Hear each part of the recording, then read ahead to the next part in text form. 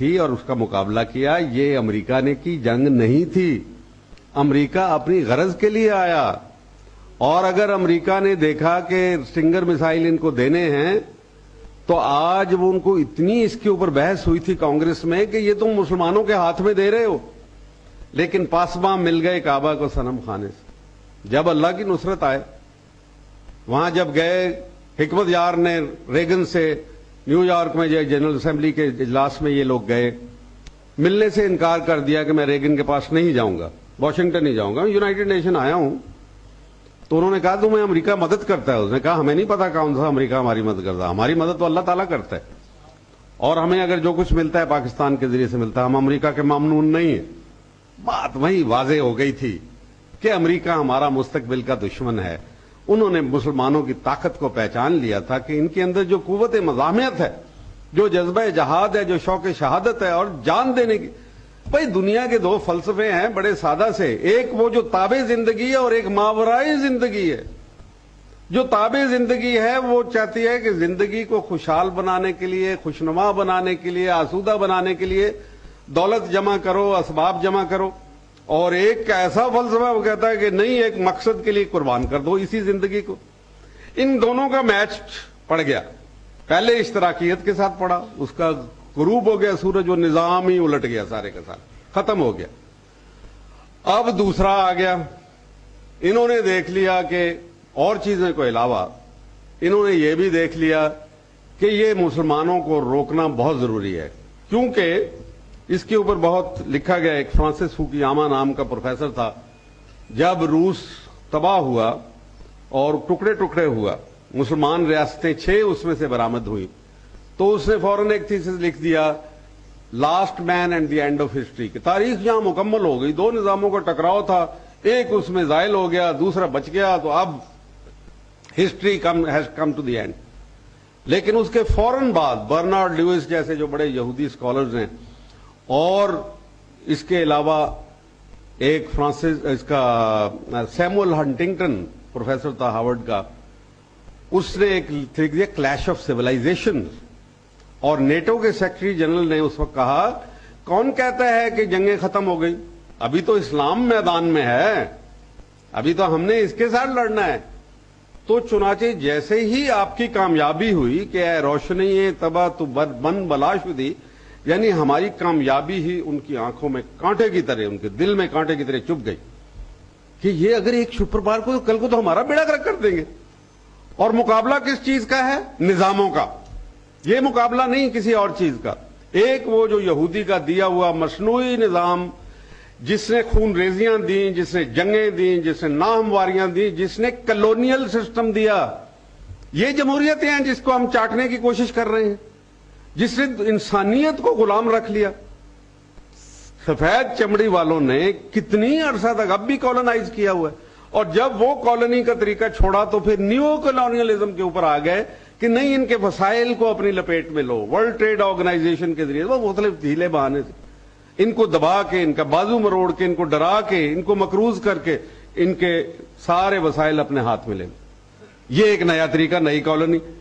کیا یہ انسانیت کی تم خدمت کر رہے ہو؟ ایک تم ہیومن رائٹس کی بات کرتے ہو, پلورلزم کی بات کرتے ہو, لیکن تم اسلام کے پلورلزم, آؤ نا پلورلزم, صرف ایک ملک میں کیوں نہیں, ہمیں کرنے دو. اب برنارڈ لیوس, وہی جو کہ بہت زیادہ مخالف ہوتا تھا, کہتا ہے خدا کے لیے اب ان کو اپنا نظام خود تخلیق کرنے دو.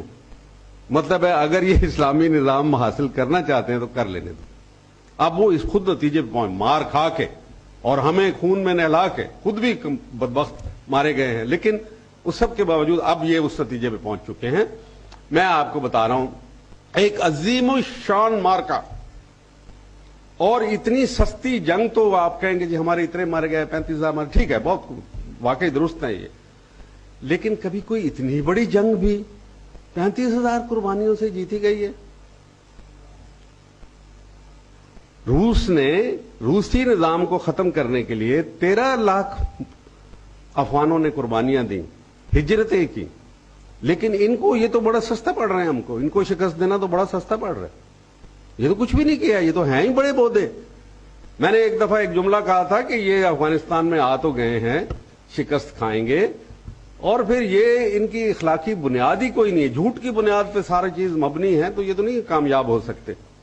اور میں نے کہا کہ یہ چاکلیٹ کریم سولجرز ہیں امریکن، یہ افغانستان کے پہاڑوں کے اندر میلٹ کر جائیں گے، جیسے آئس کریم نہیں میلٹ کرتی، وہ کچھ بھی نہیں رہ جاتا اس کے اندر، میں کہا ویسے جل جائے، اس قدر تل ملائے اس کے اوپر، بے شمار ان کے لوگ آئے، یہ تم نے جملہ کیوں کہا؟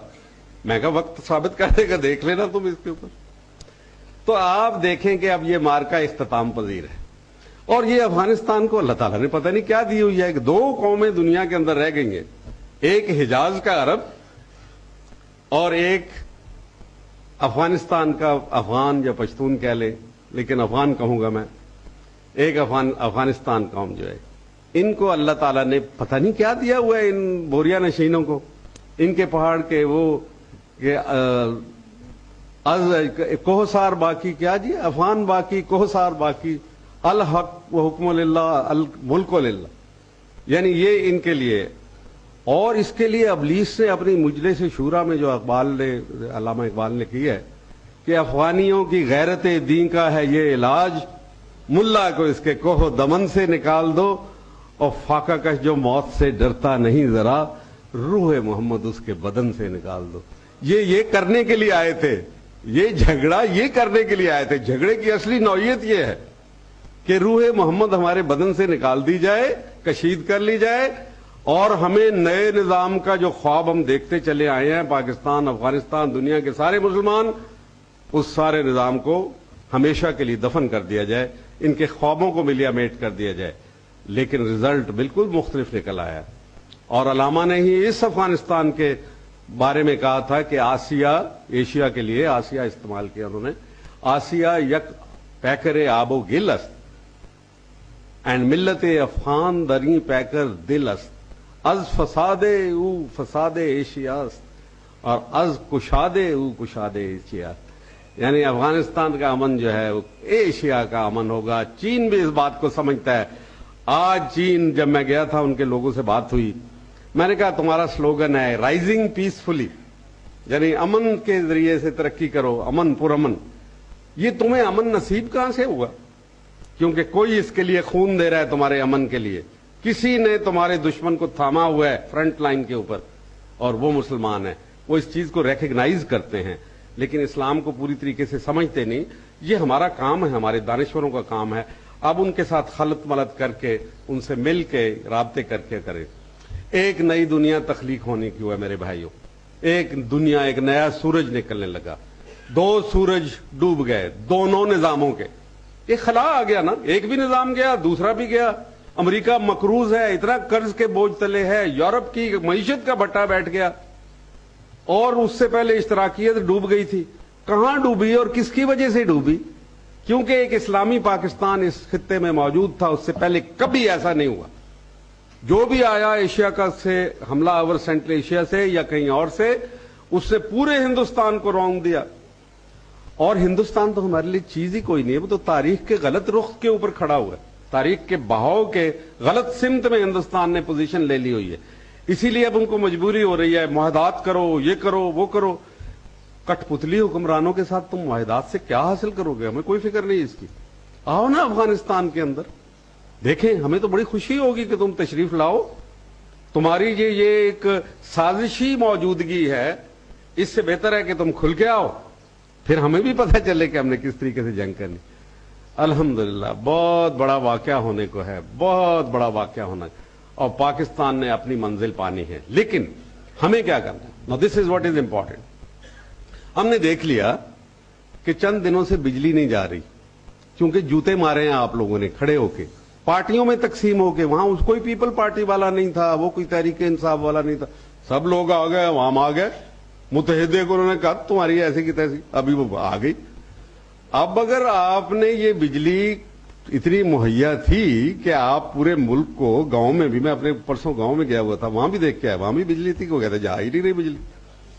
تو آپ ہمیں بتائیں کہ آپ نے اتنے دنوں محروم کیوں؟ اب اس کا حساب دو، یہ اکاؤنٹیبلٹی ہے۔